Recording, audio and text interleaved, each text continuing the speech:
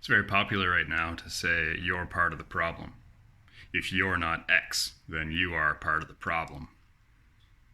How about some basic common sense about some of these things? How about if you're rioting and looting because you're emotionally upset, you're part of the problem?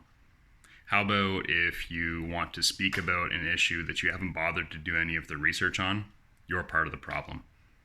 How about if, because you're upset or because you believe something, you're willing to burn down someone else's house or someone else's business, you're part of the problem? How about if you ignore basic facts to craft a narrative that suggests that there's this vast conspiracy of racists and hatred and all these ugly things that we don't need? We don't need that narrative because, well, you tell me. If you have some evidence of it, I'd love to see that.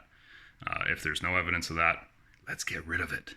And if you want to hold on to it anyways, you're just a hateful person and you're part of the problem. If you shut down reasonable conversation, you're part of the problem. If you're not willing to hear any viewpoint other than your own, you're part of the problem. If you think hearing facts and figures, like crime stats, for example, is divisive and mean, you're part of the problem. If you use any kind of language, leftist language, that immediately turns logical discussion, like here's my point, you counterpoint, and we go back and forth like that, into name calling or appeals to authority or things like that, logical fallacies, you're part of the problem. This is basic stuff. This is the George Floyd stuff, but this is also anything else. If you're twisting the narrative, if you're employing these underhanded techniques, if you're willing to base your entire life off of emotional reasoning, you're part of the problem.